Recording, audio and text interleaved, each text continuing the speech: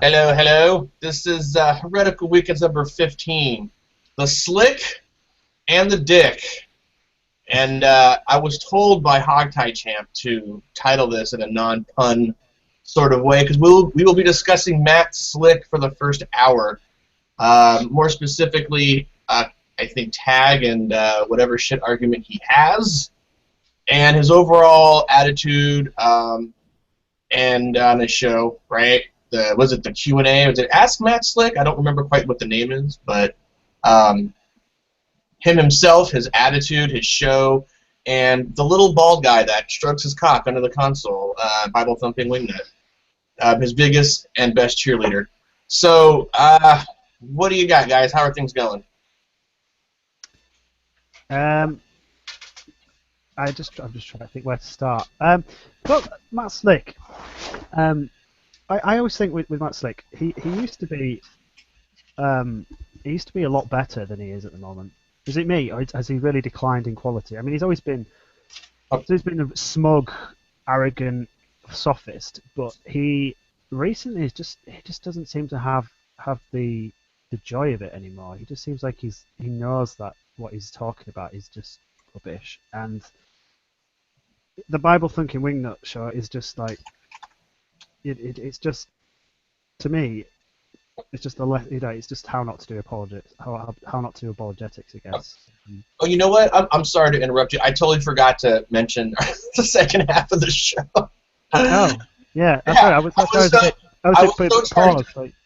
so charged up for the Matt Slick thing. My bad. Before we get into Matt Slick, in the second hour, we'll be discussing the new moron on the block, Dre'as, who has infected the great debate community like a bad STD.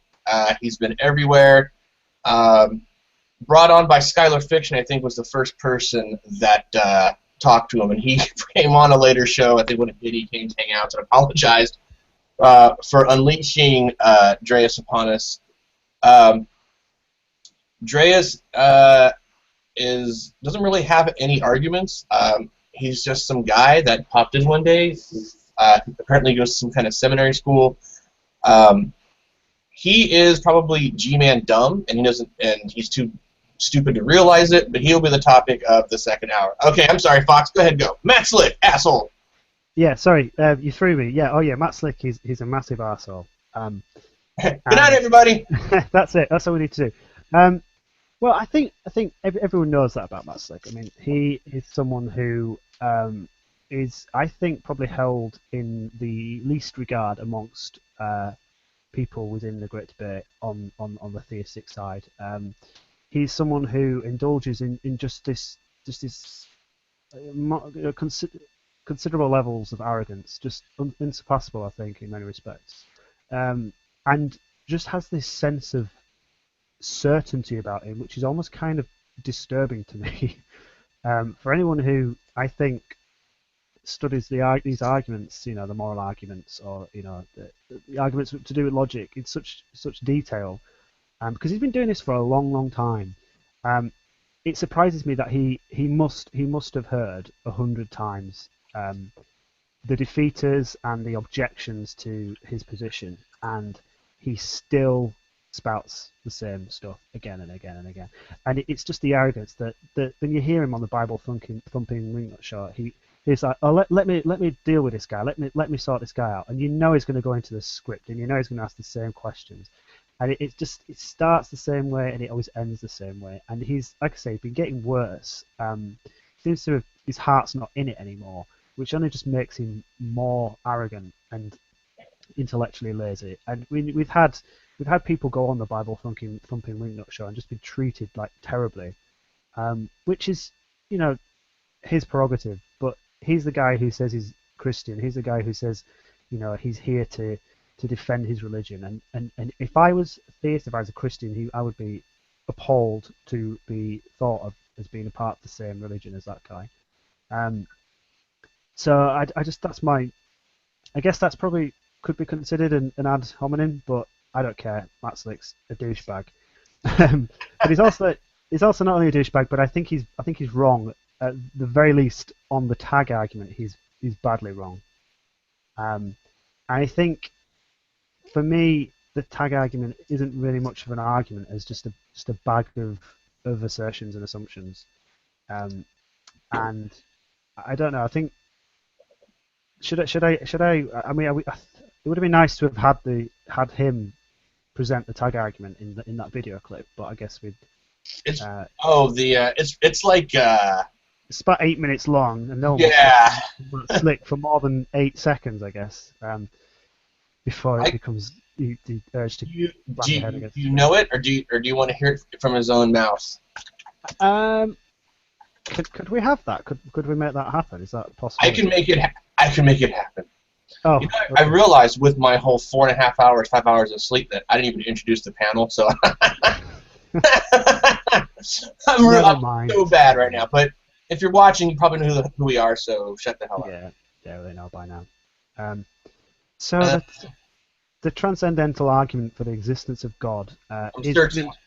it's pretty much Matt Slick's baby. I mean, it's existed, I guess, in various forms, but but he's refined it, I guess, and he's probably the main proponent of it. And it's a classic example of. I just bought this. Nope. It's a classic example of an apologist mining a problematic from, how is it that I can get how can I get a problem that it isn't obvious that a scientist could solve it, and then how can I say, well, God solves that problem, therefore this is a reason why you ought to believe in God, or this is a proof for the existence of God because only God can really account for it because science can't account for it. So it's the same. It's the same with moral arguments. It's the same with truth and knowledge. It's always the same thing. We find a problem that we can't do some experiments to find out how to solve that or to account for that, which is his big favorite way of phrasing this. How do you account for the laws of logic? So for Matt Slick, logic is absolute and necessary and universal. And I think you'd have to let's just grant that and say that there aren't any other ways of thinking about logic where some of the laws of logic, the absolutes, the law of identity, the law of non-contradiction, and the law of the excluding middle. Let's just say that they're all fine. They are universally applicable and absolute and necessary. So how do we account for something which is absolute, universal, and necessary? Well, we've already accounted for it by saying that it is absolute and it's universal and it's necessary. So we can't conceive of a situation where they don't apply. So in what sense does it even make sense to ask what are those laws contingent upon? How can you say something which is absolutely necessary is in some sense contingent? To me, that just really doesn't work. So it's a bit of it to me seems like a logical contradiction. You're asking how something which is logically necessary can at the same time be contingent in any sense upon a being which I guess you could say is in and of itself also logically contingent, because we can easily imagine God not existing without it raising a logical contradiction. So I just wonder if Matt Slick's ever really considered this. I've never really heard this put to him. If someone's got a link to a discussion that he's had where he completely blows this out of the water, that's fine. I'd be interested to see it. But for me, his whole argument shows an ignorance of where logic has gone. And when we're talking about necessity and when we're talking about possibility, we're really looking now at modal logic. So we can easily run a possible world example, which to me would sink tag dead. So imagine, is there a possible world where logic doesn't apply? No, there isn't. It's impossible. We define the very idea of what is possible in terms of what is logically possible. So that's fine. We've established that. Can we imagine a possible world where God doesn't exist? Yeah, easy. It's the easiest thing to do. I mean, theists might try and beg the question and say, no, that's not possible, but it seems logically possible. So there we go. We've already established through modal logic that the logical absolutes are applicable in all possible worlds, but God isn't. So how is it that something which isn't logically necessary could be invoked to account for logical necessity itself. It seems to me that has got the order of priority wrong. It's the wrong way around. We don't need anything for logic to be contingent upon because that thing itself could be imagined not to exist. So we would there say, well, if logic is dependent on X, and at world W1 X does not exist, then logic doesn't exist. Well, clearly it does. So that is obviously shows that logic cannot be contingent upon X. On any X, you can put pink unicorns, spaghetti monsters, Yahweh, whatever you want, you can fill it in there, and that just to me sinks tag dead. But I'm not sure how familiar Matt Slick is with that particular defeater for it. And there are other problems, there's the familiar ones that he tries to force this dichotomy between, it's either a concept or it's a thing, a material thing, and obviously it's not a material thing, so it must be a concept. But if it was a concept just in human minds, then humans disagree and have different concepts, and logic's absolute, so it has to be from an absolute mind that can conceive of it, therefore God. It just is, it's a false dichotomy, and I think if you ever listen to Matt Slick and Matt Dillahunty debate over this, especially on the Bible Thinking Ringdot show, you'll hear a pretty good defeater of why that's a fallacy to assume that. And Matt Slick, he tried his best in that presentation to really hammer it home that, well, if you can't give me an alternative, then my dichotomy is valid, which is obviously not a particularly valid reasoning. So I think tag is a failed argument as far as I can see, and that's just the tip of the iceberg. I don't want to bore people too much about this because I realise I've been ranting for about 10 minutes. But there's also the moral arguments, which I think Potato is going to have a stab at, and I have him on that as well. I have the video up that I took the clip from the commercial, but it's like 8 minutes friggin' long. Just to say about Slick's tag, I never understood his point that he kind of wants to say that. He says that logic is conceptual, right? But at the same time, he seems to be some kind of Platonist, right? That logic is some kind of real thing outside of our minds, but at the same time, it is conceptual to God's mind. So that doesn't make any sense. At least I don't think so. It's a little bit. There's a view where the idea is it's not quite Platonism, but it is the idea that it's concepts reflected in God's mind, or I think it might even be conceptualism or something around that, where the idea is that it's not that these things are like free floating in some kind of Platonic ether. It's that they are in a mind, and they're in God's mind, and everything else is just like a faint reflection or an echo of those absolute concepts. But again, that implies that if you didn't have the mind to think them or to create them, then they wouldn't have existed. So that would then say, well, then that makes logic contingent. And what Matt Slick absolutely never wants to do is he doesn't ever want to make logic contingent. So if he said, oh, well, God could God simply have not thought these things? He will say, oh, no, that's absolutely not the case, because God, by his nature, is logical, and God cannot be his nature and not be his nature at the same time, which again is to invoke logic to account for the nature of God. So again, at that level, you've already got logic in play. He's already talking about logic. So it's also, for me, you can get into those arguments, but it's just completely redundant and unnecessary. As I've said, I think if you run the possible world defeater, I can't see how he's going to get away from that, unless he just begs the question and says, no, there are no possible worlds where God does not exist, or bite the bullet and say at those possible worlds then logic doesn't hold, which seems absurd. But tag is, I think you've put some links in the side chat about, there are various precursors to tag-like arguments out there. Yeah. which I probably I dare say are a lot better than the chord philosophy that Matt Slick, and I said Matt Bell then, that Matt Slick puts out there. And that's fine. I think that I would have more respect for those traditions. But remember, Matt Slick is gonna say to you as an atheist, if you call in, which I think other guys actually chatted to Matt Slick.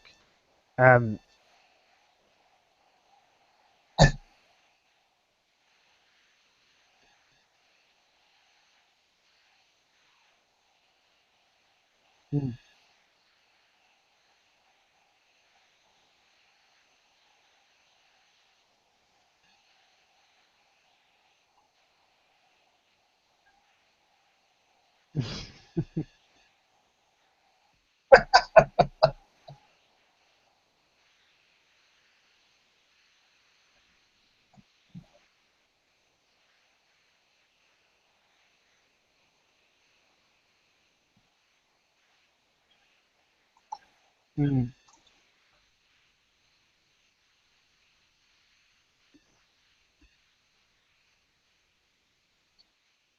Well, you know the gays and their agenda. I mean, really. Yeah, you just have to look out your window to see the homosexuals just up to their No. They Well, can't it's help funny. themselves. Where I'll tell you what, where we're at, where I live, it's Gay Pride Week, and I was outside walking around yesterday, and I saw my fill of speedos and abs, as a matter of fact. And you know what? Nobody raped me or tried to make me gay or anything like that, or invaded Have schools. you Or have you you know. had an AIDS test even? Right. You ought to get yourself checked out, according to Matt Yeah, Slick. I got to go get tested immediately. Mm.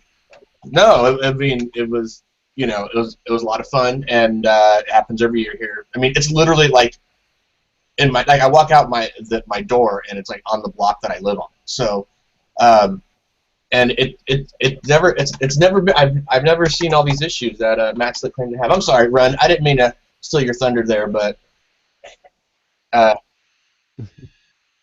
and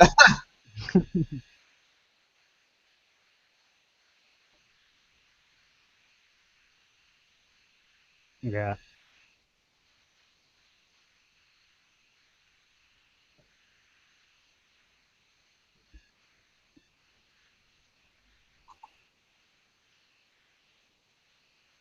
Mm. well, that's I mean.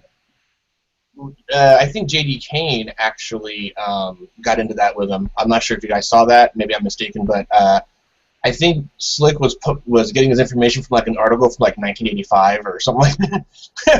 It was like I'm not sure if it was an AIDS article or a promiscuity. No pun intended.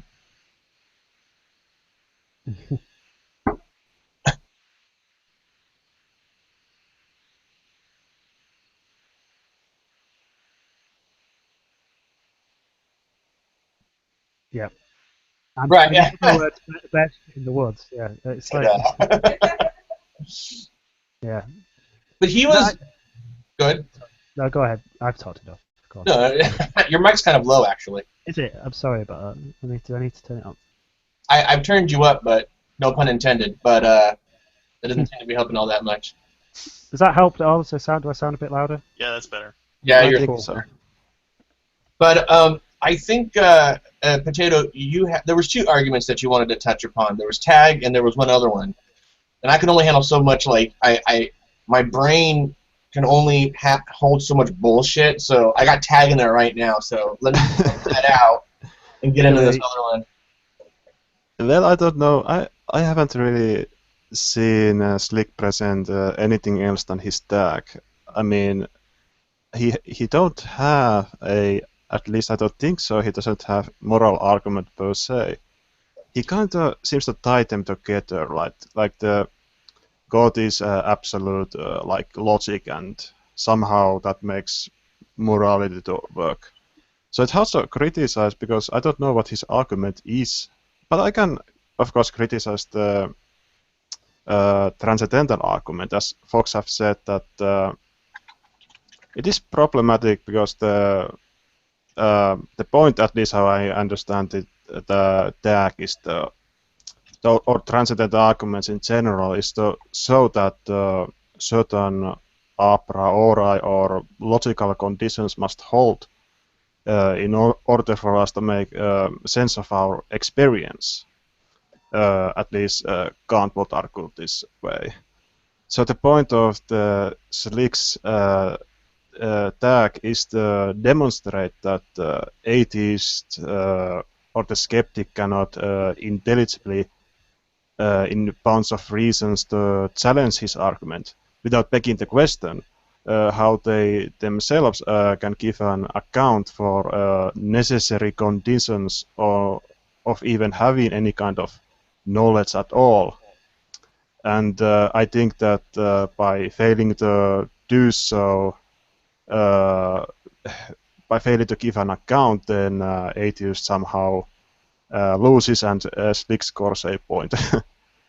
But of course, he must demonstrate that all other accounts fail too. I mean, there are like what Fox knows probably better than me. There are like nominalism, conceptualism, Platonism, and I think he has to somehow demonstrate that all of those fail, and only his tag argument wins.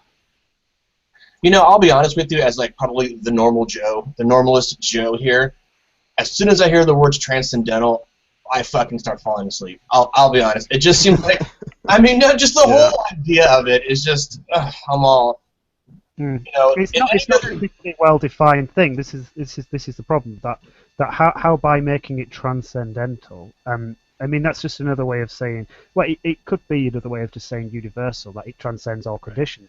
Or it could actually be marking out some specific, you know, realm of woo or something that where God lives.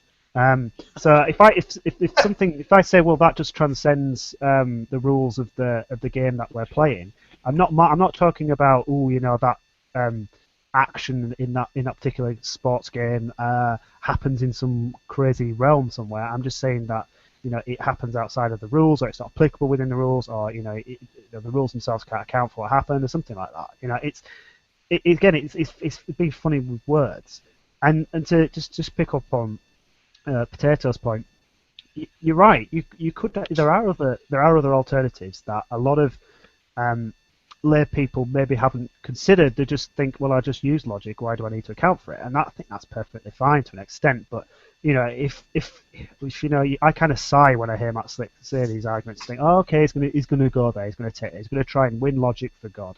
And I mean, the argument I presented is just to show the problem with his position. I mean, you could still say some interesting things, maybe potentially about logic. I probably would favour something more along the lines of Wittgenstein, the idea that, you know, they could just be linguistic and conceptual limitations. That doesn't mean that they're built on the whims of language, but they are just hard limits of very trivial things to say about the world, about how we must conceive the world to be. Now, why it is that that's the case, and being able to say anything beyond that is very, very difficult. And I would say that we can't ever say for certain beyond that, and that would be Wittgenstein's point of saying that, you know, that which we cannot speak, we must pass over into silence. And that might just be the hard limit that any of us can say about it. But invoking God as being somehow, the problem isn't accounting for it. It is just trying to find out what our limits are in relation to it. That's the more pertinent point. Because if it is the case that it is the limits of our cognitive and linguistic capacities, or any conceivable cognitive and linguistic capacities, it really doesn't matter if there is anything out there, some transcendental atlas holding up the logical skies. We don't really need or care about that, because we're always going to be, to talk sensibly.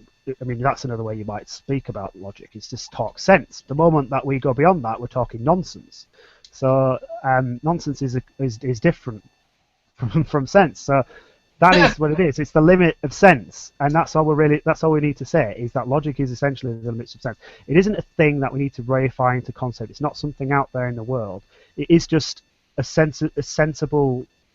It is the sensibility of reality, of any conceivable reality. In fact, this is the thing, is even if there was nothing, even if there was no thing, you know, that no thing would still be no thing and not something.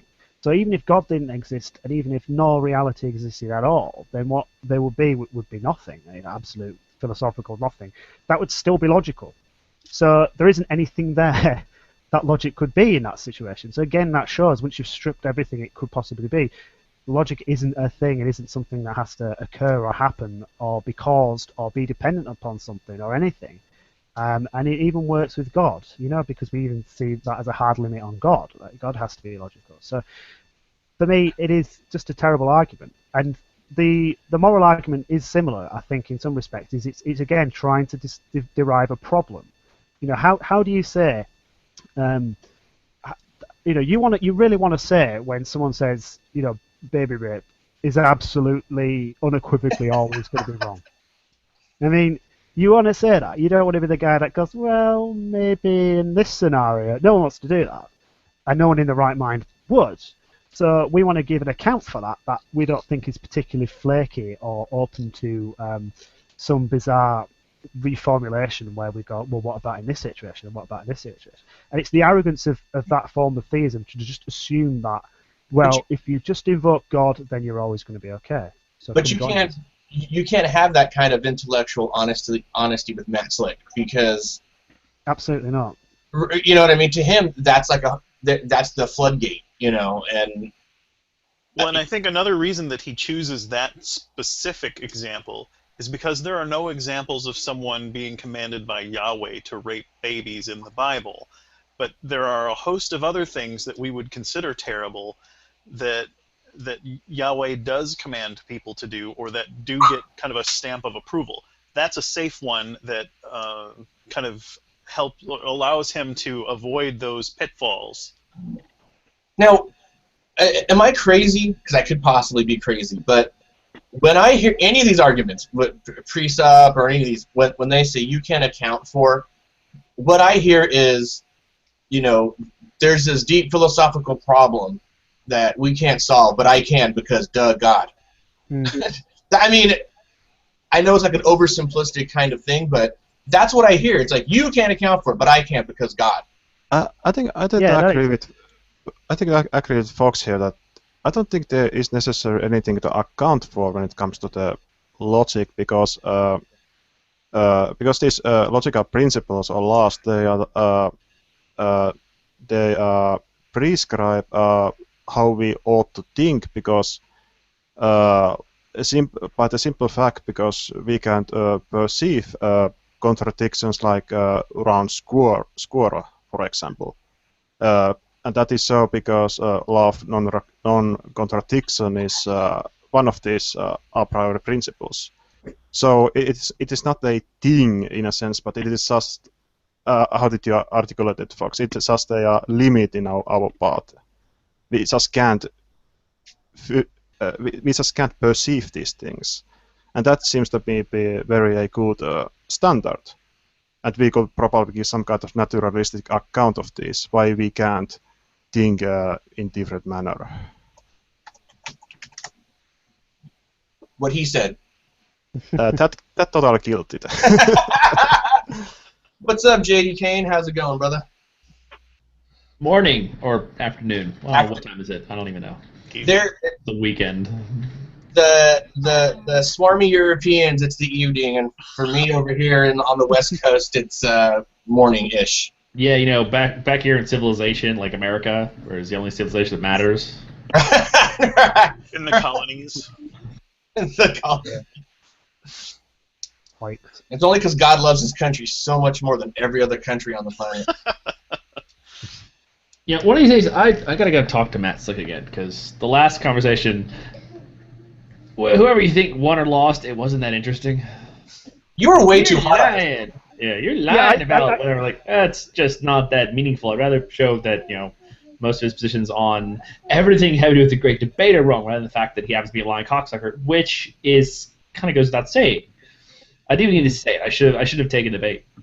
JD, honestly, I probably was the only person that was like, fuck yeah, he called him a liar! Fuck yeah! Well, I think I was right. It's just he's an apologist, so it's hard to pinpoint exactly where he's being dishonest. Like, it's hard to prove Like with Fiona, obviously he did not. He meant to offend and bother her, but how do you prove that? So Well, it's she's a difficult. Catholic, so yeah. She's not a Christian. Catholics. I honestly think that some of these guys think Catholics are worse than atheists. Yeah, I mean, you see him sitting there, and you see him just like overdoing the smug look, like, I didn't mean to offend you. All right, clearly you're lying, but we can't prove it, and so yeah. Yeah, this whole Slick thing was brought upon. We immediately started talking about it right after the Skylar and Fiona thing that happened a couple weeks ago. So by the time it gets 2 weeks later, it's kind of hard to remember what happened sometimes. But I remember with Skylar, how many times did Skylar try to make his point, and how many times did Slick try to restate his point in a way that just was not true? Like he goes like every single time. Like was it? I lost count after like 5, 6, or 7, I think. How many? I mean, do you think that he honestly doesn't understand subjective versus objective, or is he just? Oh no, it's deliberate. This is another thing where it's like clearly lying, dishonest shithead can't prove it. But the alternative, as I said on his show, the alternative is that he's monumentally stupid, and I don't think that's the case.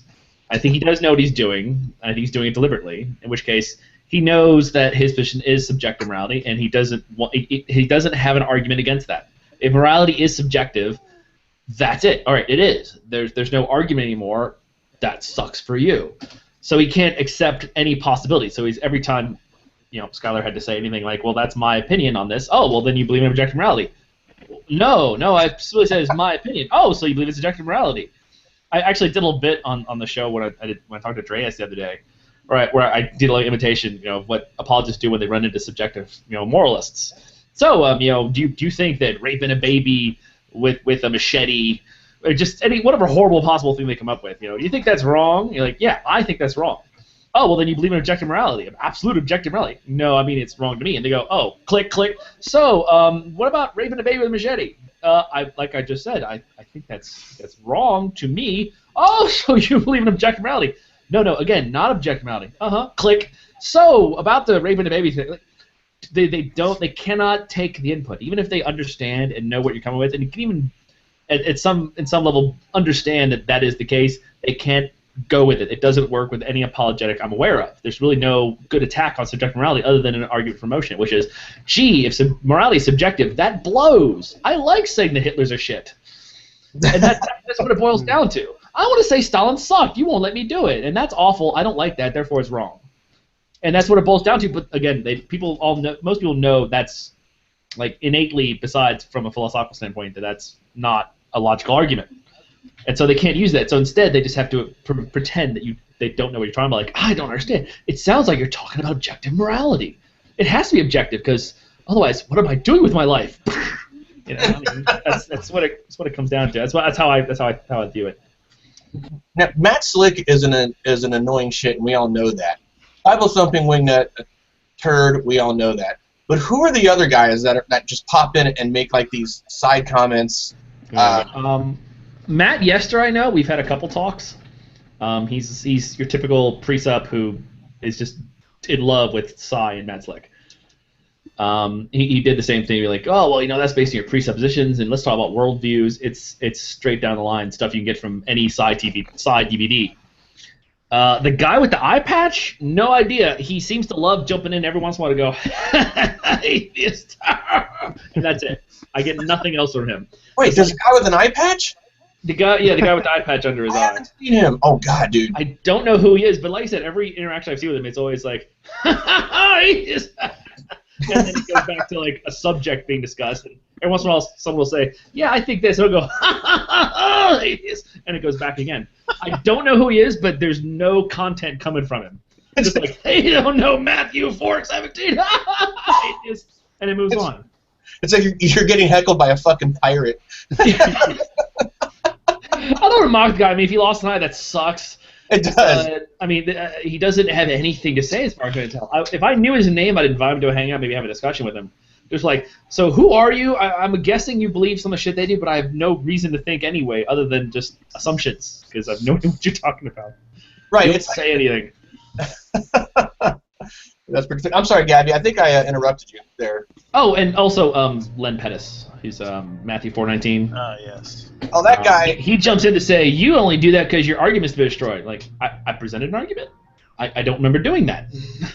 I've told that guy repeatedly to stay away from children when we first had contact. I didn't know. I didn't know anything about him. I'm like, dude, do not have children. Stay away from children, and because you're gonna teach him this bullshit. And then he just stopped talking to me after that. So, sorry, Gabby. Go ahead. I think I was done. Oh, I'm sorry. Yeah. But Matthew 4:19. That's Len Pettis, right? Yeah.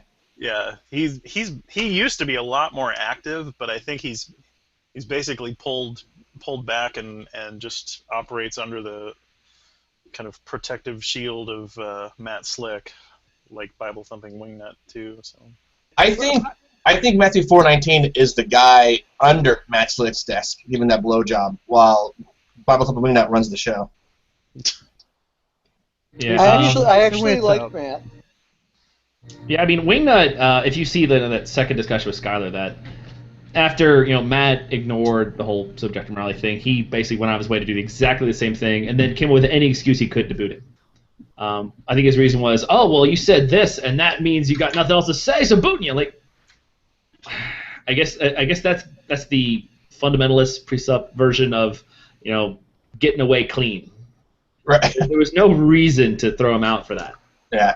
He was as polite as he should have been, given the levels of rudeness and condescension that were aimed at him, which I'm just used to. I just smile like, that's right. Yes, I know. Philosophy 101, Dre. Yeah, I get it. Yeah, I know nothing of any of this stuff. The Dre'as topic is coming up in about 15 minutes. We split the show up. I'm not sure if you saw that. Oh, no, I did. That's cool. Yeah. And yeah, we got... I'll cut my tongue because, 3 conversations. Well, yeah, we try to split it up because we have so much to say on Matt Slick and since Dre'as came on the scene, so it's a whole other topic. But did we bring up his daughter? No, I didn't even know he had one. Matt Slick, yeah. Oh, Matt Slick, no. And you know what's funny? We talked about Matt Slick a while ago on the show, and I said the only reason that I could ever think of talking about Matt Slick would be his daughter. I can't find him interesting in any other way. Well, he did finally, I don't know if you caught it, he did finally talk about her a little bit. It was on Positively Godless' show. No, I didn't see it. Yeah, he mentioned it. He still has not talked to her.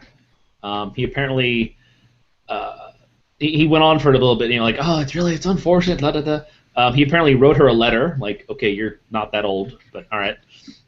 Sent her a letter, and he literally said, well, the ball's in her court. And I kept thinking, fuck you, dude. You're awful. You're an awful person. Not just because he hasn't done more to reconcile with his daughter, but that he also believes she's, heading towards eternal damnation, his own child. And if you actually believe that's the case, you don't stop there. You find whatever college dorm or work or place she lives, and you park yourself at that door, and you do nothing for the rest of your life except try to save her. Because that's what parents do. I mean, if you actually thought, if anyone here who has kids thought their child was in serious mortal danger, not the immortal kind where it's going to suffer forever, but just current times, you do everything you could possibly can to stop it. Even breaking whatever moral code you have just because that drive is so strong. Whereas he's like, oh, well, balls in her court, fuck it. Like, oh, that really bothered me. Yes, it bothered me a lot. It's kind of hard to explain how.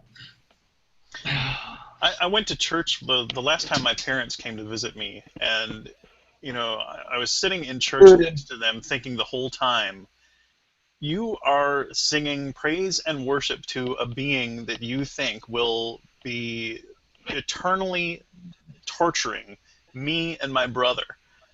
How do you sit there and do that? I don't understand it. It just boggles my mind. And I mean, it's the same thing with Matt Slick and his daughter. But, you plan to sit there and worship this being for an eternity while you are aware that he is torturing your children. That to me, I think it's appalling. I think it was Tertullian. I'm going from a third source here. Like Tertullian said that one of the pleasures of being in heaven was you get to watch the damned suffer. That's what Matt Bell is looking forward to.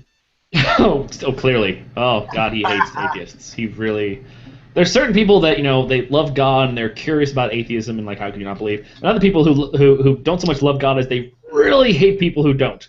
Yeah. Like, wow, you don't, you piece of shit! I want to cut you with anything.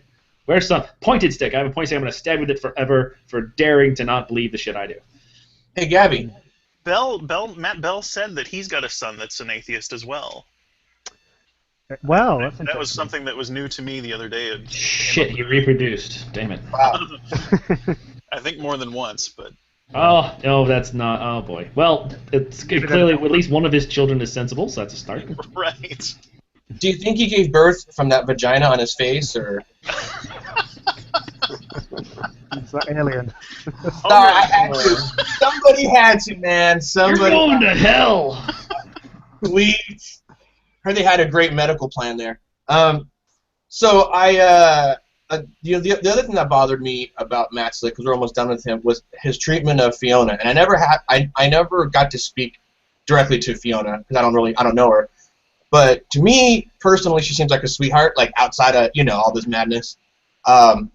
And I saw her on a hangout where she was trying to explain and it was pretty accurate. She was trying to give the atheist perspective, right, the point of view, because that's what they asked her. What is the atheist, And then when they switched to her, what her opinion is, she gave her opinion, and then they're like, no, now you're backpedaling and stuff. And she goes, and she tries to explain to him, no, you asked me what the atheist position was, and that's what I'm telling you now. This is my position. And they're like, no.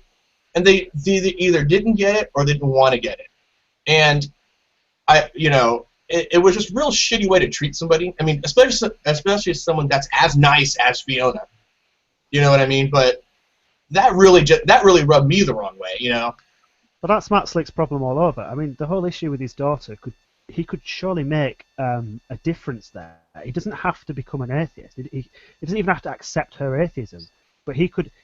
It seems like a lot of the problems I read the article that she wrote about, her coming to disbelief, and a lot of it was just to do with him being a control freak and just being, a dick. And even if it was from the intention of this is going to help save your immortal soul, just ease up on that. Stop being such a douchebag to people. Stop being so horrible. And actually, maybe you'll find people will be more likely to reciprocate and have a relationship with you. He's such a control freak. I mean, these guys, these sycophants on his show, they just sit back, they just look up to him, they listen to me, they do pretty much whatever he says. And I think he doesn't seem to be able to have proper relationships with people where he doesn't get to control, and that's the problem. I think if he could take a step back and maybe.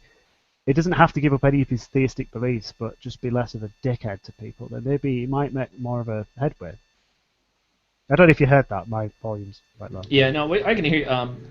I just finished watching a debate he had back in 2008, and it looks like he wasn't always this way, or at least maybe he acts differently in a debate format. It was with Keegan, who did a great job for being a lawyer, still ran a lot of things that that probably didn't bother people then or bothered me then, but bothers me now. Like, all babies are born atheists. That didn't used to bother me. Now it's like, no, they're not. Stop it. Black theists, as someone coined. But yeah, he wasn't quite as much a douchebag as he is when he's on Wingnut Show. I think it might be he's not used to being in a setting where it's like you're surrounded by your fellow, crazed believers. Maybe that's what it is. Just the gang mentality that none of us are really immune to pops up, and you're like, haha, let's hate on the atheists and be all smug. Whereas maybe on a one-on-one, he'd be more tolerable. Yeah. Do you think if he did the whole Sci-10 thing where it's like over coffee, like he'd be any better though? Yeah, I think he would. I think he seems to me like someone who would be decent to talk to if I was not someone he seriously, I'm not sure if despise is the right word, but is very skeptical of. Like, one of those people who worries that they're out to get him. Apparently, I remember that from the article his daughter wrote, that they had an issue back when she was a child, and that kind of started his us versus them mentality that he's kind of been cultivating for the last couple decades. Do you think it's a lot of misdirected anger? Yeah, like he really thinks that there are people who are out to get him, and possibly atheists. That's my understanding of it. And so that makes some sense why he's even when he's trying to be calm, he's a bit too standoffish. Like with Wolf King, with the upside down cross, he just got so livid, like uncharacteristically. He's not usually like that. He just blow up that easily. But that just, you just like, oh, that's a sign of the people who are out to get me. I could be wrong. Now you've gone and told the plan on the internet. Now he knows. Yeah, next time I talk to him, I'm gonna just like tape here and upside down, like, hi. Do the Illuminati triangle, because that sets him off too. Tell him, let's start off like, hi, I'm a Mason, I'm a Satanist who works for the Illuminati, and I'm also a naturalist. Hi. Yeah, I'm a Satanist and a naturalist, because that works.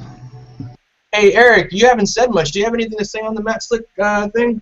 I just want to make sure you got some input. I'm hungry. Are you speaking for the dog on your neck there? Or? Watch it. That's my dog, mister. Well, and he might be hungry. What do you want? It's adorable. She's always hungry. I'm half Asian, and dogs look delicious to me. So. What? Oh, jeez. Oh my God. I'm gonna have to call Matt Slick on you guys. Well, I think we're all tapped out on Matt Slick. And is there anything closing anybody wants to say before we moved on to Dre'as? I have some. When we get to that, I actually have something I really want to emphasize about him. Dre'as? Yes. Okay. Well, let's just do it now. Yeah, go for it. You have the floor, buddy. I think I don't know if I think that this is not a good thing. I had a conversation with Dre'as, a one-on-one, after he had just really, I don't think, been treated very well in a hangout, and there was nobody here that was treating him not well, but I happen to think that he is and I know we're live, so I'm going to say this.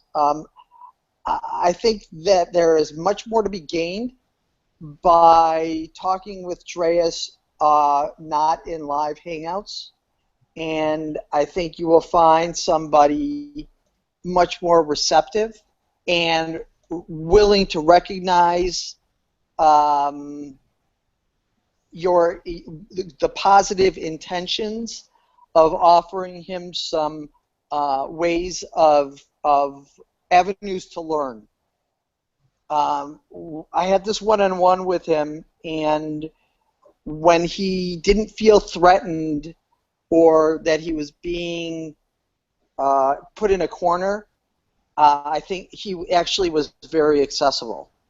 And I think a lot of people are actually like that. But when we get them into hangouts and we're trying to manicure a situation or a set of circumstances, it doesn't always turn out the way we want, assuming that we want a positive outcome. And I really think that I don't think he's a sideshow, and I don't really think it's very constructive to treat him like that. And some people have circumstances in their life that make it difficult for them to interact in certain environments, and that might be the case with Dre'as, because I happen to think that he's really a very thoughtful, kind person who maybe doesn't understand that what he's saying can rub people wrong, and in a certain environment he may be accessible to hearing that, but the way it's happening now, I can understand maybe not identify with some of the things that he does, but I sort of understand where it's coming from. So I wanted to just throw that out there. All right. I actually disagree with most of what you said. Okay. That's okay. That's totally okay. I'll give my reasons, of course. I mean, my initial, when I first talked to Dre, it was like, holy crap, this I think you should get raped guy. Let's see what else he has to say. This could be a gold mine. It was not the nicest position, but what the heck? Let's see what he's up to.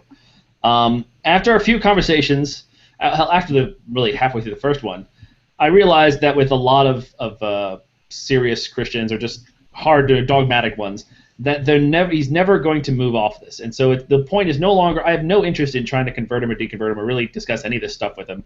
He doesn't, as others have said, he does not have input jacks. Hogtie said it first, Ozzy. Sorry.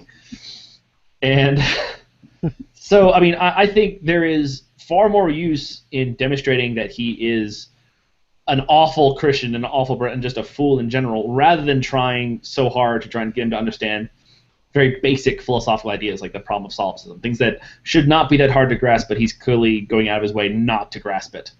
So I think there's much more worth in showing to other people this is how bad you can be if you don't think, if you don't use critical thinking, if you don't listen to people who actually understand what they're talking about. Rather than continue to try to hammer into his head like, oh, well, dude, you need to understand this problem. I mean, negation of P had 5 hours, and it still didn't get through. I don't think off-air is going to help. I think he might be more polite, but he's still not taking this stuff on board. And also, I think one of the reasons is he says he was in the military, that he had some issues with killing people, with issues, and that's probably what drew him to become a Christian. That religion can be a good way to soothe issues like that. Like, okay, it's okay, God's in control, you're okay. So, and that makes it, to me, I think, probably too useful to him as a belief system to make him feel better than to actually deconvert and accept reality as it is. So, like I said, I'm never going to convince him, and also I think he's very well aware that he's being rude. There's no way he can be like, oh, gee, I just thought people like to be told that they should be raped. There's no way he said that and wasn't like, yeah, I'm trying to be a dick. And it's not that he said it once and was like, oops. I mentioned this the other day. Like he didn't go, oops, actually, oh, maybe I shouldn't have said that. No, he thought about it and then said it again, and then still had time to reflect on it and said it a third time. He knew what he was saying, he knew what he was doing, and whether he regrets it now or not, he had plenty of time to think on it, and he didn't change his idea. Yeah. So anyway, that's my position on it. Potato, you have something to say? Yeah, I have to disagree with Eric here a little bit, because I think that shows like Tolkien Tuesday serves a crucial function when we call about people like Dre'as, because the reason is because the main problem of YouTube is, in my opinion, is that when people say stupid shit like then there is no consequences for those things what they say, and people who don't value truth and honesty, they can be as dishonest, as manipulative as they want. So shows like Talking Shit Tuesday serves a function of calling those people out on their bullshit. And I think that when we as community do not tolerate those who don't share our values, such as honest discourse, we blame them morally by calling them out openly in these hangouts, and I believe that that can make a difference, right? So that serves a function, because people tend to act differently when other people condemn their behavior. So in that sense, I think it's important to challenge these people. You know what? There's some people that I would agree with you on that, and there's others that I don't. And I think that there's kind of a feeding frenzy about Dre'as, and I don't think it reflects very positively on anybody at all. I think it's really I was upset with myself that I participated in it at the beginning, and when I spoke with them, I actually realized that I think it's destructive. And I could be wrong, but I would hope that people would not use somebody as a sideshow, and I think that's what it's become. So, I think that there's a place for both, and I think that it's too early to completely write off Dre'as as kind of an ideologue who will never change his mind. I think he's young. I think he is very zealous, and I think that he has not had a lot of the exposure to ideas and things that most of us in this community have had, and I think that with time, he could open up and kind of take a step back, but he needs that time to do it. And I think that Negation of P's conversation with Dre'as showed at least some possibility. And I know that the end result wasn't like the ideal, but he was able to step by painstaking step edge Dre'as toward the idea that his ideas are problematic in a number of different ways. But having said that, I think that there's also a place for setting him up on a bit of a pedestal and saying, look, this is a problem. And by doing that, I think it accomplishes one thing that people who just kind of watch from the sidelines are able to see, and maybe some Christians who are questioning and looking to listen to both sides of conversations, those people can benefit from it. But some of the Christians who know better can also begin to reach out to Dre'as and say, look, I'm not an atheist, but what you're saying is wrong. And that, I think, is probably the best hope that Dre'as might get some, begin to become open toward listening to someone. I don't know that he'll ever listen to those of us who completely say, I don't believe in a God, just because to him we are, part of the enemy, so to speak. Young guys like him who are so very zealous and have just been fed this kind of spirituality construct are not very likely to absorb much from us, I don't think, in my experience anyways.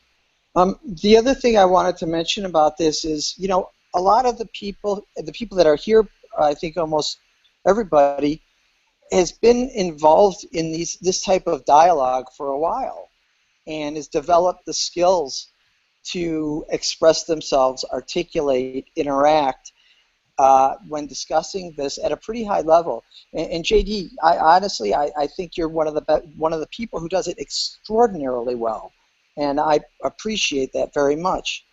I think that's also something that needs to be taken into consideration for somebody like Dre'as, because I don't know if he was prepared for the level of understanding and preparedness of that. I think is becoming pretty consistent in this dialogue. We've heard his arguments before, and I don't know if he has. And not everybody's had the chance to process and observe as much as most of the people. I mean, I've been doing this now for like 5 or 6 years, watching people and participating, and I mean, it's pretty impressive to see the level of people, and really throughout. I'm not a theist. I think Matt Bell is knowledgeable and is a good. Can argue certain things very well. Dre'as isn't there; he may never be there. But I think that I think encouraging him to be able to articulate himself in a constructive way might be a good opportunity to invite his participation. Yeah, I think you have a much more patient outlook, I think, than some of us do. I think anytime someone comes on the scene, I think it was Skylar that was the first one that talked to him, right? And I think I introduced him as I think I introduced Dre'as as like the Google Plus STD, because Skylar brought him in and then spread him to everybody else. But Dre'as, the herpes of our community. That's what I was gonna. Well, see, I described him as an STD, and when I first saw G-Man, I described him as the skid mark of theology. So I think I'm consistent with my outlook. But anyway, his first encounters with everybody was one-on-one, and I know hangouts can be intimidating, but you're not going to find a much nicer guy than Skylar. I mean, Skylar's a pretty even-keeled guy. He is. You know what I mean? And there's this sort of defense that goes up, with Dre'as, where the machismo and the bravado comes in, and then you go, come on, dog, and every time he does that sort of like cackle, that G-man kind of like that spike the ball of victory, he just buries himself deeper and deeper into this hole. So now you take that and you go, okay, well maybe he didn't have a good showing there, maybe he was nervous, maybe he was defensive, wasn't expecting, whatever. Put that aside, and then you take the next 1, 2, 3, 4 encounters, and they get progressively worse, or less productive, right? Mm-hmm. And I think 3 of those were JD's. So, but now they were great for the rest of us, because whenever I come home or turn on my computer and I see JD Kane having a conversation with Dre'as, I go, oh, let me make a sandwich. This is going to be awesome. But before the show, and you guys obviously weren't on here. This is before we went on air. I posted this several times, and I don't mean this to be mean this time. I meant it mean the first couple of times, but I am dead serious when I say I don't know if Dre'as necessarily has the actual intelligence to grasp some of these higher end concepts. And I'm not saying the guy's dumb. I have said he was dumb. I personally believe he's dumb, but I could be wrong, and he could be a relatively bright, or quasi-functional retard. I don't know. But I'm sorry, I like that. It's like, I'm not saying he's dumb now. I think he's dumb, and I'll say it again, but I'm not really saying it doesn't know. He's a freaking moron, but I'm not saying in this very moment. I'm trying not to be like it's an absolute statement that he's dumb. Maybe he's just not putting up a good showing. Maybe he's not putting his best foot forward. I personally think he has a relatively low IQ in comparison to the national average or whatever. But it's the same freaking thing, and he's getting worse and worse and worse and worse as he goes along. The idea that he's defensive or maybe he's was unprepared is fine, but his inability to learn is what gets me. He's had smarter and more educated people than myself, obviously, tell him, hey man, you may want to read this stuff, look this stuff up, and he believes he has the answers, and he doubles up on stupid and digs his heels in, and he just doesn't want to learn, and that's the problem that gets me. I don't disagree with anything you've said. I agree with absolutely 100% everything you've said. I think that we need to challenge ourselves and have arguments and discourse with people that challenge us also. And I think it becomes a feeding frenzy when somebody is not capable of doing that, and this continues. So I don't disagree with anything that anybody has said at all. I just wanted to throw my perspective in there. Oh, no, no worries. You know what? I'm sorry, I didn't mean to cut you off there, but no, it's okay. He had a post where he said, I'm a vet, I have feelings like everybody else, I get hurt, and for like a split second, I felt sorry for the guy. Like, you know what? Maybe he came in with this shitstorm of a position, and he made himself look like an asshole, and maybe he's thinking to himself, okay, look, dude, I need to calm it down, put it in a second gear, and have a conversation.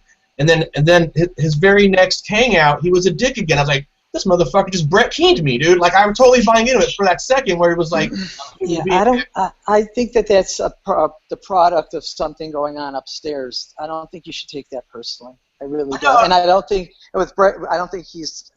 I think that you're touching on a lot of things that are very accurate in that you observe. Again, I just don't think that it's that productive of an ongoing pattern. Yeah. And there's something there that isn't making sense to me as well.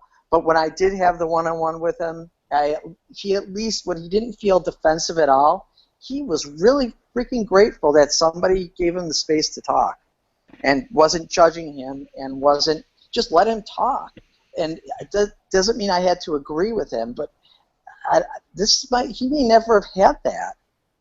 Yeah, that's a good point. And I don't disagree with you there. I think if he was like outside of the show, people tend to want to put on a lot of bravado on, especially on the internet. I don't know how he is. I think he'd be okay. I think he'd be okay to have beers with. He seems like in that sense, but maybe he needs to probably brush up a little more on this before he's going to. It takes time, yeah. Did you see his solution to solipsism? I know Fox wants to go next. This one. Yeah, Fox. Yeah, I'm sorry, Fox. And it's one last thing. I think at a certain point it's not productive, but for people like JD, I don't want to speak on your behalf, JD, but for me, when you get to those other kind of conversations like JD versus Dre'as 3, it's just entertainment value at that point. Which, you don't want to make people a spectacle, but he's sort of making himself a spectacle. I get that. Yeah, and with JD, I told him during the third one, I'm like, listen, we're using the analogy of drowning. Like, dude, he's like, I'm swimming here. I'm like, dude, you're drowning, and honestly, I don't care. I'm using you as a spectacle to others to show how dumb you are. I basically said it like that, and he was like, yeah, cool, dude, I don't care. I'm recording this. Like, fine, all right, you know where I'm at. You know what I'm doing.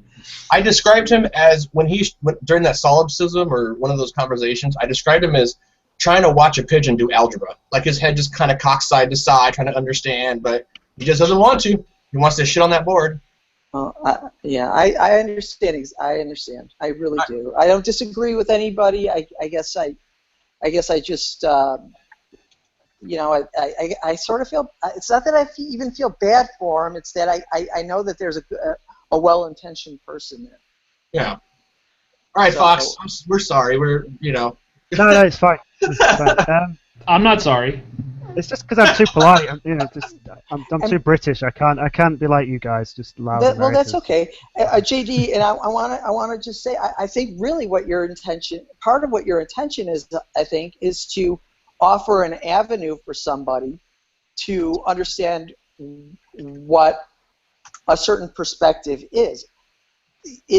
There is a component of entertainment, but I don't think you're setting traps that are gotcha moments as much as explaining certain things.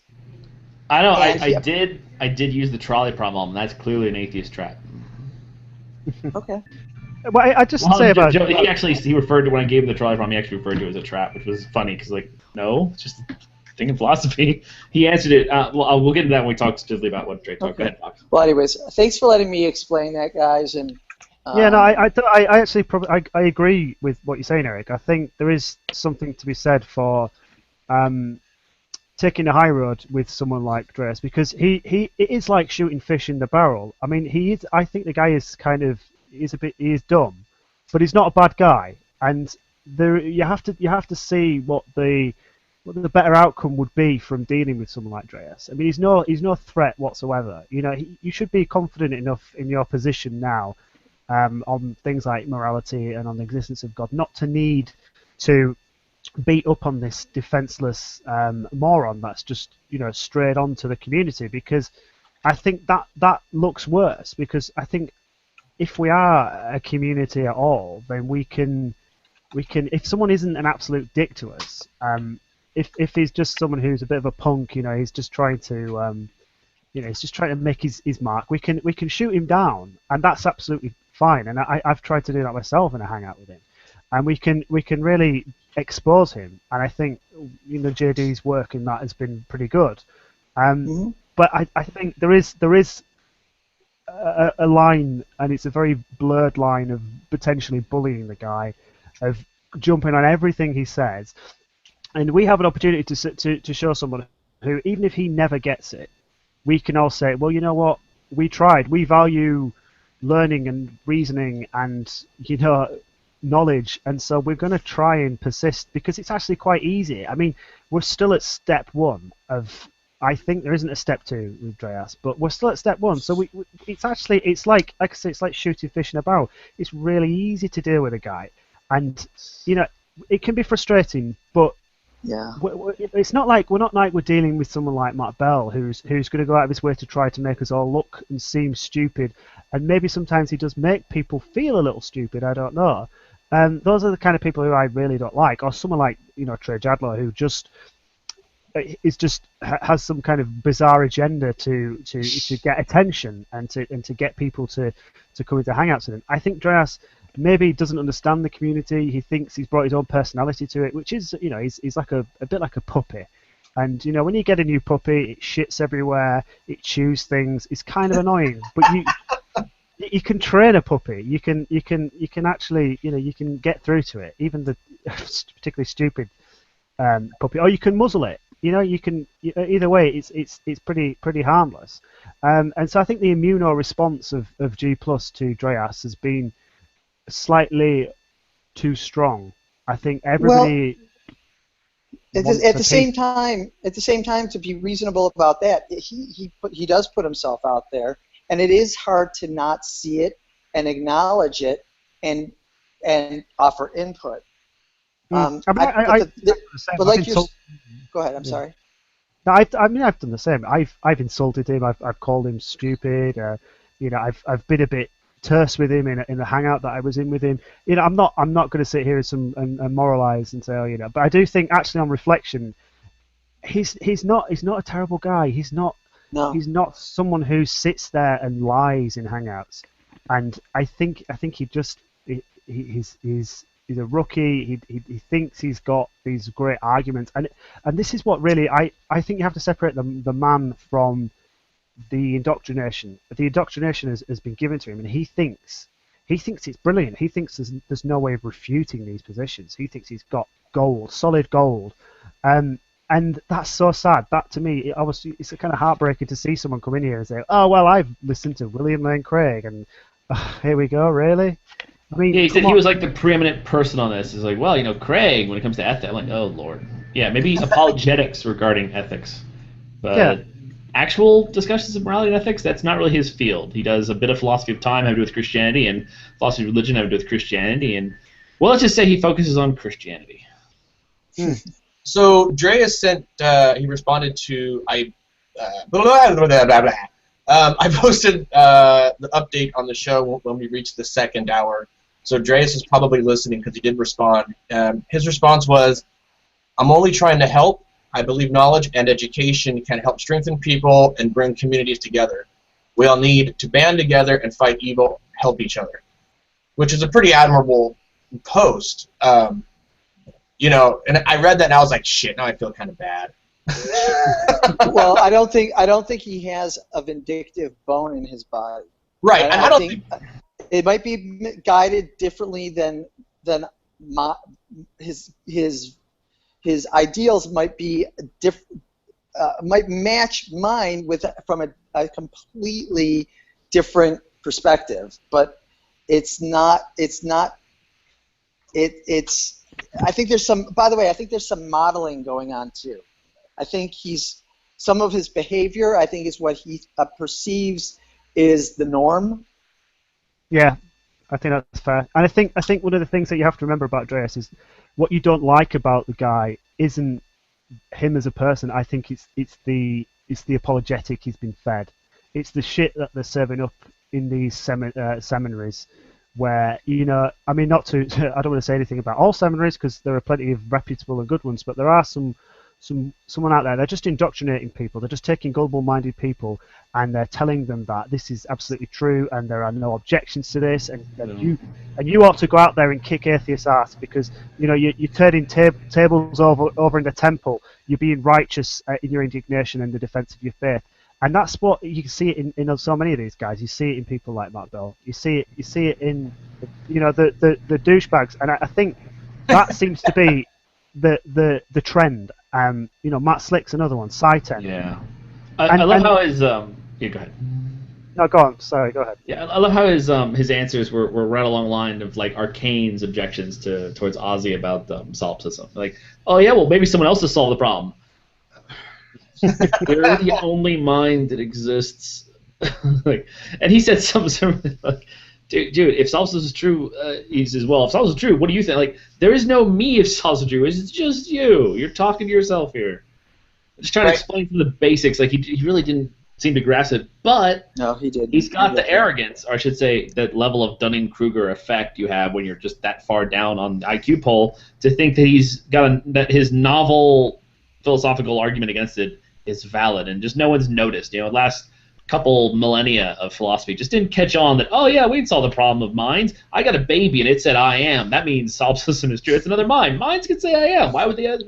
That's done. It's over. Science has shown us. This is the other one. He says, well, we accept science, therefore there's no such thing as solipsism.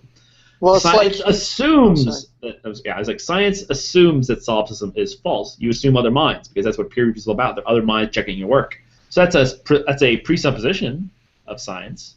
But presupposing something doesn't solve a problem. It's basically you're saying I can't solve the problem, so this is just going to be an assumption we roll with. You know what? It's almost like he's like looking at a Van Gogh painting and saying, "Okay, where's the dogs playing poker now?" No, it's more like he's looking at Van. I just watched Doctor Who. Apparently, it's Van Gogh. I had no idea. Oh, Van Gogh. Van Gogh. Van Gogh. That's interesting. Anyway, it's like he's looking at Van Gogh. He's like, no, look, here's my finger painting. Fuck that, I got this beats that shit. So he's looking at it. Look, I used orange and there's a pinkish there and there's a coffee stain. Beats the crap out of that thing. What is that, Starry Night? Starry shit. No, you're an idiot. But you know what, though? When he goes back to that seminary school, they go, that finger painting is the most beautiful piece of art I've ever seen. And then he feels good about himself. Not necessarily. You don't necessarily know. His professors might think he's a douche. Well, anyways, I appreciate you guys letting me present that, and I really do very much. No, I partly agree. I think my initial reactions were, I think we all get we can smell blood and we're like sharks and we go for it, and maybe not our better instincts take over, and I think maybe on reflection, which is one of the things that marks us as being different from these people who are just douchebags. Sorry, I can't swear in front of JD's children. It's terrible. Sorry. I feel really bad now. It marks us out as being different from the people on here who we don't like, and I think that's something which is really a good thing. When all said and done. But the other thing about Dre'as is I feel bad for being one of the people who whipped up the solipsism storm. I wish I hadn't gone down that avenue because it's just I don't think you should feel bad about that though, because now the first impression was a big impression, and it was it was outrageous. But once you get to see past that with anybody, if you can see past the presentation and you start to see them for who they are, not for the words that they use, but for what their intention is, then that's when I think things start to change for where we start to challenge ourselves, and that's where we can grow. But you know what? You know what's funny, and I don't disagree with what you're saying. But if anyone's ever watched The Dog Whisperer, no, I'm not even making a. I swear to God, this is not an insult. I watched the little bit where he got bit. Oh, well, yeah, he's been bit a few times. But when one of the overarching, I've seen like every episode of like every season. So anyway, one of the things that he says is when people have problem dogs problem dogs are a chance for the owners to become better people because they have to learn to be patient and learn to be, you know what I mean, like that kind of thing. Like they have to learn to be calm, patient, this and that.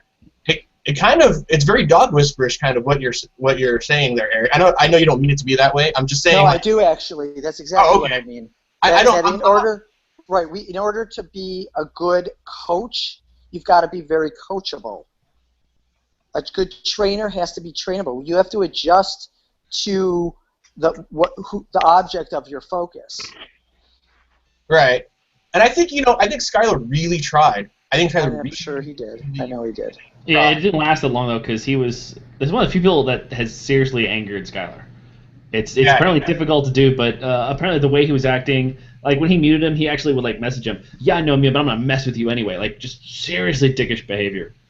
Yeah. I did want to ask you one thing, Fox, because it's something that's Dre mentioned a number of times, which is in the absence. I think it's just a straightforward argument for ignorance the way he's presenting it, but I don't think Craig is that dumb.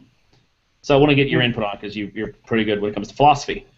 He says that in the absence of a defeater, your experiences should be valid. And he uses he's experienced objective morality. Therefore, since no one can defeat his experience of objective morality, then objective morality is undefeated.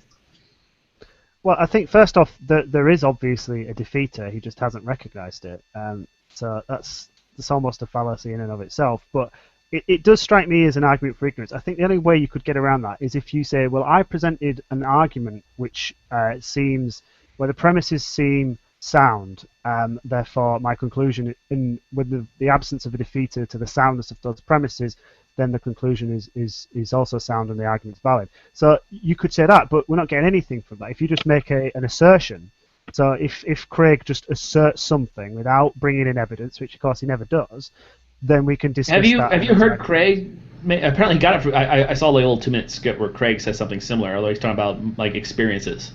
Are you aware of the particular thing? I assume Craig meant something other than how Drake took it. Probably because I think Craig is a lot better than he's often given credit for. I disagree with pretty much most of what he says and most of his. I think there's some sort of sneaky things about his approach in some areas, but at the end of the day, he's well schooled in the philosophical method. So he's not someone who's just going to present an argument that's just either from experience or that is just an argument for ignorance. So I think Dre'as has probably seen the architecture of a Craig argument and thinks he can just use the words and then just fill in the content with his own experiences, and then it's fine. And I've heard him say it a few times. And to me, I just like it's just a face palm moment because you've not presented anything which is credible. He begs the question constantly. He begs the question that there is an objective reality. Well, of course, if there's an objective reality, then that solves the problem of solipsism. But the question is, can we ever be sure there is an objective reality? And so I do think that if you have a chat with him again, try to just drop solipsism because he's not getting it, and try to just go for a skeptical argument for something like, well, how do you know that you're not a brain in the vat? That's similar in a respect, but you accept that there could well be an objective reality beyond the brain, but it's just so radically different that because he keeps getting stuck on the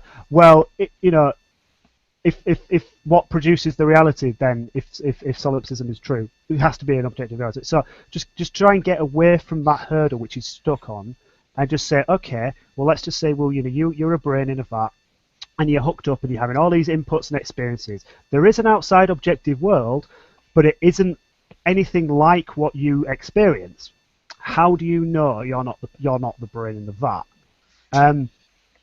So that's a different tack. That forces him to then look at the different issue, which is what I mean. I've taught first year students at university a bit, and if they weren't getting something, which happened, you try a different tack, try to explain it and rebundle it in a different way.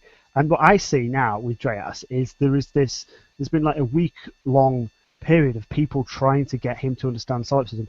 It's never going to happen. He doesn't want to, or he's incapable. So you almost lose track of what the hell this guy's even talking about. I mean, I don't know where God even plugs into this. I mean, I can guess where it probably does, but he doesn't even get to that point. Yeah, we haven't talked. I've not talked God with him. He recently started mentioning it a couple times, like, what's your position on Jesus being king? I want to serve my king, not something else. Yeah. That was the little blurb I got. Nothing else yet, though. He really doesn't seem to have an argument for a religious argument yet. It's more like, here, tell me about these philosophical things so I can say that I've solved them. Like, oh boy. He sent a response to me and said, let me ask a real question. Why don't you accept the Son of God as your king? And I was like, what? Like, there's just no argument. You're right. I mean, it's just, and I asked him a series of questions after that, and then to which he just responded, read Bart Ehrman. And I was just like, motherfucker. Yeah. Let's read the agnostic atheist position on this. Yeah, it says not Son of God. So, I think when you start to really challenge him on things, that he just doesn't answer. He just defers to other people, which, in our fourth conversation, if there is one, I'm going to bring up Ehrman, because I've read like 4 of the guy's books. All right, I know a little bit, and I doubt he knows anything except the name, because he misspelled the name. So there's that. Emin is like Bet Emin. The R was missing. Let's talk about Bet Emin. Oh well, you talk about that. I'll talk about Bart Ehrman. So his stuff's a bit more interesting than Emin. He responded to my so Dre's posted, and he said, about the knowledge and we need to band together and fight evil and help others. And I responded saying, honestly, that is an awesome position to take, and we are definitely on the same page there. And then his response to that is, you guys trying to help on getting water filters for people who don't have clean water? And I'm like, I don't know what you're talking about here. Is this some kind of metaphor? Like, I think he's being literal, though. Because I agree, I'm saying I agree with his position to help people, and then he's trying to somehow say, like, what are you guys not? Oh, so you're helping people, and it gives an example. Like, can anyone translate Dre'as for me? I think he's trying to offer a gotcha moment, and I think it should be a clear indication of what he is capable of and not capable of, and meaning that to him there is always going to be this presupposition of his perspective being correct. It's always going to be there. So I think that needs to be the starting point, and it's either going to have to be just accepted, I think, or it's going to be an ongoing battle. And I don't know if the battle serves a real purpose. Yeah, I kind of. I'm sorry. No. I was just saying I kind of read it as like, oh, you agree with me helping people? Are you guys doing X, Y, Z? Oh, you're not. Exactly. That's exactly what I'm saying. Exactly. Yeah. If I can kind of run through his argument. It's hard to even call it that. It's so bad. But I'm trying to remember exactly how to phrase it. That objective morality exists. Because reality demonstrates that objective morality exists, and his experience, and that's because objective morality is determined by our experiences. So he's experienced objective morality exists, and since no one has offered a defeater to this position, then his experiences of objective morality existing stands. That is the argument as I know it. That's as I'm pretty sure I'm right on this because he repeated it many, many times. So that's where he's at, and I have not been able to move him off this defeater thing. He thinks, well, I saw a video where Craig said this. I can apply that. He's misusing it, obviously, but he's applying it, and Craig is better than me, so he's got to stick with Craig. I think that's the reasoning there. Is that anything? But is there any way to make that not an argument for ignorance? Well, I mean, Craig, I mean, he doesn't seem to argue for objective morality. He seems to assert that objective morality is the case. Empathy. He actually said, it's empathy. Empathy leads to objective morality. He's experienced it, and therefore it's the case. I keep asking him for something specific, like he talked about. His initial conversation was having to do with, baby drowning in a bath. What would you do? Well, everyone would save it, so therefore there's objective morality. I'm like, no, that's a group preference.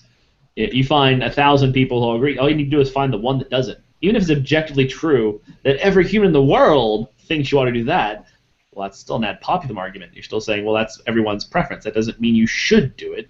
You still need some underlying assumptions to determine whether you should do anything. And most people will grant some basic things. I mean, I will grant for most people, reducing suffering in the world is a good thing for the most part. You can always come up with exceptions, but for the most part, yeah. If you see a baby drowning, save it. That's great because I agree. I think it's a good idea to save people, but you don't have to agree with me. You can challenge that underlying assumption in my moral framework. You can always go say, well, why should I do it? And he doesn't get that. He thinks, well, obviously these things are just obvious. He just runs with intuition. Well, it's obvious that we should help people. We should do this stuff. I'm like, well, no, well, even if it's obvious, doesn't really mean it's the case.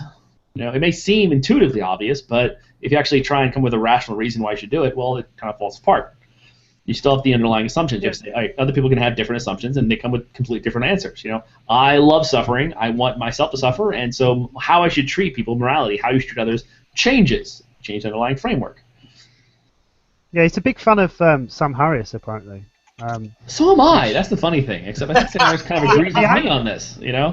Sam Harris. Yeah, that's the thing. The irony is, he's an atheist, and so I asked Dre'as this. I said, so at some point, Dre'as, presumably you're going to disagree with Sam Harris. Aha! At long last, we've arrived at the crux of the issue, because really that's the point. That's where the bulk of Craig's argument's going to be. It's going to be against people who do believe in objective moral facts, but don't believe there's a God that underwrites them. So I thought, okay, we're going to get to this point. And so where exactly, Dre'as, do you disagree with Sam Harris? and he didn't get anything. And so there really isn't an argument, because presumably we could just say just take Dre'as' argument and we could be completely atheistic on this and say, yeah, there are objective facts out there because reality shows that there are objective moral truths, and so that's just the way reality is. And this doesn't plug into any kind of next level, right? So it's as if he's trying to get us to the point where we have to all agree, yep, there's definitely objective moral facts. And then at some point he's going to spring how this all relates to God. But yeah, I mean, we should also point out that Sam Harris's his moral landscape. I like the book. I read it a couple times. However, it's not particularly valued, as far as I know, from philosophers who are like, no, this is crap. That's what I keep hearing from the few people I've talked about with who have like philosophy degrees. They're like, I don't like his take on it. Yeah, I think that's not philosophical. I mean, he's a neuroscientist, not a philosopher, so it's understandable that he would come from a different perspective. But yeah, it doesn't seem to be valued too much by philosophers. I mean, there are He and plenty David of, Dennett apparently go back and forth on it all the time. yeah, there are plenty of better philosophical arguments, but it's accessible, and it's not necessarily things that you can just dismiss out of hand. I think. Oh no, it's decent. I mean, he's rigorous about it, at least. Yeah, and it's a popularist approach. It's like when you read science books by people who are not exactly cutting edge scientists, but they're finding a way of making something more accessible to the public, and that's fine. Yeah, I mean, I can't say there's much in the book that I seriously disagree with, other than that he thinks the assumptions are just self-evident. Well, self-evident from like a human standpoint. Yeah, I mean, obviously, if we value these certain things, then we're going to lead to these conclusions. And as long as everyone values those things, that's a good thing. But people aren't. It's not necessary for someone to value that. Someone can prefer the opposite. And what are we going to say to that? I mean, we're obviously going to stop them. I mean, just from an evolutionary standpoint, the people who desire to suffer and die are not going to be around very long to spread that around. So natural selection will say, if you want to go from just an evolutionary standpoint, okay, yeah, these things get selected against. That doesn't make it objectively the case that you should do these things, because the universe could care less whether we evolve or die out, and that's kind of the underlying point there. To the universe, there is no moral framework. There's no correct morality to the universe. No one cares. So you're saying that there is no inherent sanctity of existence? Not to the universe. To me, definitely. I'm a person in existence. I want to keep going. I want people around me to keep going. I want life to keep going. I think it's great. But the universe isn't alive. It doesn't give a shit. And so every time I say it's like a fact the universe says that we should do all these things, like, well, no, it's just us. We have to come up with reasons ourselves, and they have to be centered around us, what we desire. So it's fundamentally subjective. It comes down to what I feel, what I want, what my values are. And there are people who have fucked up values, or from my perspective, fucked up values. But again, like I said, you still have that initial assumption of, it's better to not suffer. And you can always find someone who'll be like, no, I think suffering is wonderful. And what are you supposed to say to them other than that they're in the minority? Oh, so it's an argument from popularity then. Yeah, I don't like that. It's kind of like, if you take it to try and make it objective, you're really just saying, well, the majority think we should do this. Well, that's true. And in this case, forget rational. I think that's a good reason. The majority is focusing on well-being. That's always, I think that's a good thing. I think that should always be the case. It is in a lot of people. How many wars have been started by civilizations and groups that obviously did not accept these things? So clearly morality is fluid. It's been evolving over time. We're getting better at being good to each other. I think we're evolving to be better with each other. But the universe, again, does not care if we do that or not. So this is only a human concern. So it's necessarily subjective to the person, to the societies. It's not something we can ever say is absolutely the case. Like, it's always bad to lie. Well, in that case, next time, if it's a, hey, where's Anne Frank? Oh, she's up there. Yeah, family up there too. Go ahead. Sorry, can't lie. And that's where disagreements obviously pop up pretty fast there.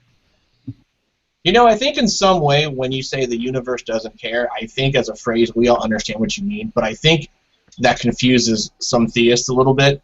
Like, how they say morals are a thing, like morals is a transcendent thing from a moral lawgiver, and we go, they're not a thing, like a physical, there's nothing like a godly pamphlet. Well, I guess there is a godly pamphlet, but but you know what I mean, right? Like, morals aren't laws. That's like, what? Lawgiver, moral giver, those are different things. But yeah, I think we say the universe doesn't care. I think they see it as, I don't know. Like, I think they're misunderstanding that phrasing. We could say, we even take it from a theistic perspective. All right, let's say the universe does care. So what? Well, let's say God is the universe and he cares. Why do we have to care? other than consequentialism. Well, if we don't care, we don't get to stop existing. We just get to suffer forever. So, other than a consequentialist framework, who cares what God wants?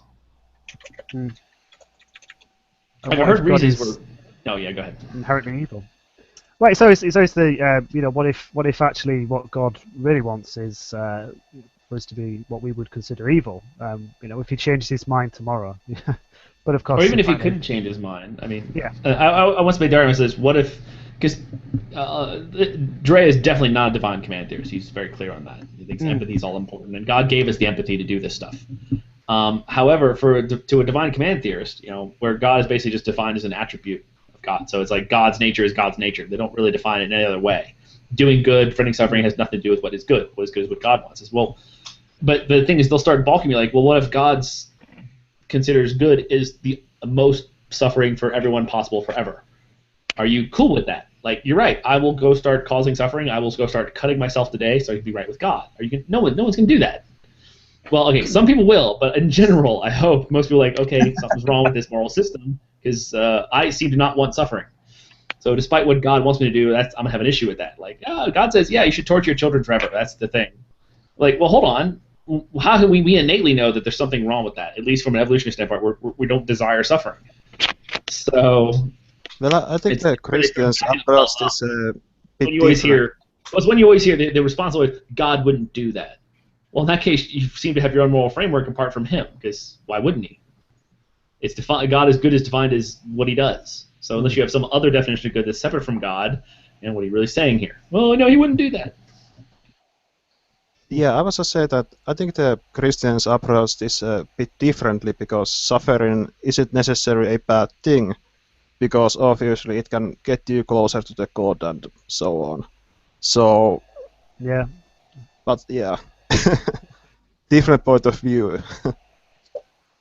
Yeah, there is. I mean, if you change the language and the words and all the connotations, right, there's still this thing of how do we solve the problem of how to survive together and thrive and have prosperity and security. There's still all that stuff to be done. So we get so hung up on well, what is moral and blah blah blah. But I mean I would try to deflate a lot of the talk and just say, well, a lot of it is from this activity that is what humans just do. It is just the kind of human nature, I guess, to always have the need to have some kind of system. Morality is just an extra dollop of something on top, which kind of then hopefully makes someone else think the same way as you do. But really, I think, it's always good to have some kind of discourse around that, I think. And I think that's my view on it, to simplify it. But yeah, I mean, morally is probably that, but I will think that these want some kind of justification, some kind of logical justification that moral prescriptions have to correspond to some kind of moral truths, and that is, I think, the hardest part to give account for as at least some kind of secular system. Either you take some kind of axiomatic view that certain things are just wrong, period, or consequentialist view that some actions are intrinsically better than other actions. But other than that, it seems to be a bit hard to get some kind of secular account of morality. So that is what William Lane Craig and likes often challenge. Yeah, and I don't even think that's necessarily a problem. I kind of almost grant them that. I kind of don't care. I think we also get too hung up on this. It's like as if it's your favourite sports team. It's like, oh well, who do you support? Well, I support the utilitarians. Or who do you support? I support the consequentialists. As if actually what the whole history of ethics hasn't been doing is been teasing out and trying to describe what we kind of do is a hodgepodge of these different ethical attitudes, and I think we kind of combine them, and we sometimes prioritize one over the other depending on our personality and our upbringing and I guess influences like religion, things like that. But we don't just have this one-size-fits-all thing. I mean, it isn't like, because obviously the problem with consequentialists, there are problems with utilitarians. We can make up the shortfall most of the time for most situations with something else, or not. And sometimes we can just fail to do any of the due diligence, I guess, which we think we ought to do a lot of the time, because we are creatures that tend to have a predisposition towards at least trying to see the ethical stance in a particular action or activity. Even if we don't do the ethical thing, we can, most of the time, we're not sociopaths, we're not psychopaths, we can see there's a moral dimension, or what we might consider a moral dimension. So I think the debate is often skewed to this, well, you know, what football team do you support? And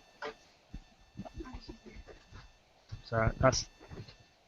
Yeah, I follow the Bill and Ted's Excellent Adventure credo, which is be excellent to each other. I think that's the that's universal to me. But okay, well, it looks like we've reached the 2-hour mark, so I'm gonna wrap this unless someone has anything cool to say. I know Fox had to go. I'm about to go get my food and drink on.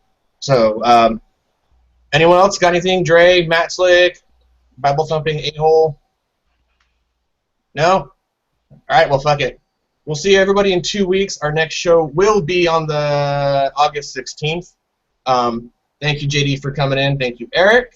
If you don't know, we go every 2 weeks because we don't like to go on at the same time the Magic Sandwich Show is, because we know how that would turn out.